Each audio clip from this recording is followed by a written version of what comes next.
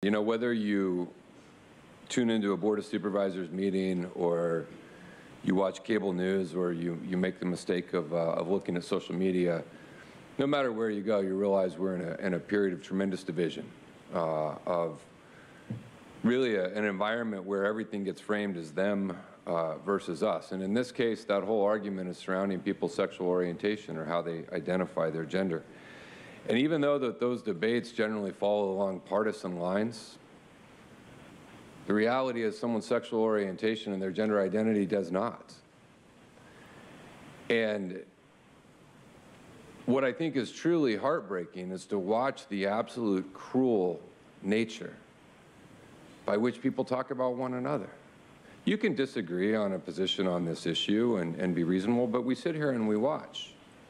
And the reality is that transgender children are just as likely to come from a red household as a blue household. And that in part explains why the suicide rate of transgender youth is so exceedingly high, because they are rejected by the one person in their life that's supposed to love them. That is their parents. And how a movement that somehow is about family values has become to where we're going to reject people who are slightly different than us. And this isn't about the ordinance. It's not about sports. We know it's not that. It's not about redefining federal law. It doesn't do that. It's not about any of that. So we create these little sideshow arguments. It's about the World Economic Forum. Give me a break. That's a meeting, not a movement. I went to a meeting there. You know who else was there? Kevin McCarthy was there. Greg Abbott, the governor of Texas, was there. Donald Trump was there. But again, it's not even about that.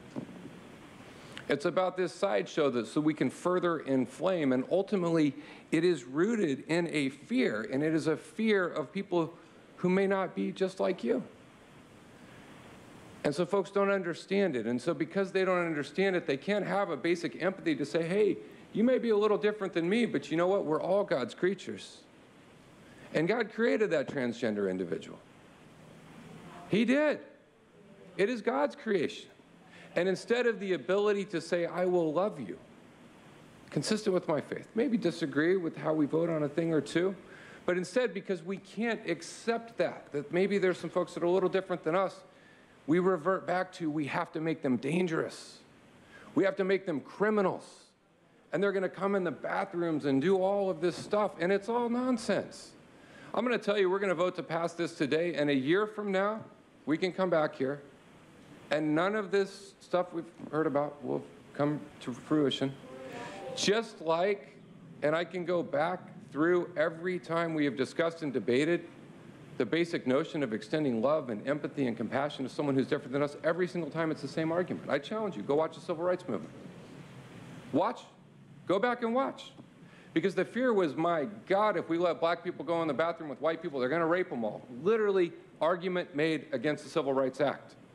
Same argument you heard here today from this podium. Same exact argument. Every single time as a society we try to say we're going to welcome you for who you are and we're going to treat you fairly with compassion, we can't get our heads as a society around that, so we have to make these people dangerous because they're a little bit different. And what happened after the Civil Rights Movement? Nothing. We figured out how to live with one another, a little bit more accepting. A road we're still on. We're not to perfection by any means. I remember in the debates around the end of Don't Ask, Don't Tell, my God, they're like, oh my God, how will Marines go to the bathroom? The bathrooms will be the most dangerous place in the world. And then the Marine Corps ended Don't Ask, Don't Tell, and you know what happened? Nothing. Everyone went about their life, respecting each other for who they are. And so for any person out there who's watching this debate, and we're not going to change any of the folks who said that's mine, but for those folks out there who are a little bit different than what everyone else has grown accustomed to, what they think is normal, I want you to know your county loves you and respects you, and your county appreciates you. And your county will sit here regardless of how much opposition there is, because we are committed to a world that is inherently more fair and more just, with more equality of opportunity for everyone out there. And this path has never been easy. Throughout history, it's never been easy, and it's not easy here today. But we have to continue to do this. Because for the vast majority of the folks who spoke against this, it's not going to impact their life one bit. But for those individuals out there who face discrimination, for those individuals who face rejection, for those individuals, this is for you.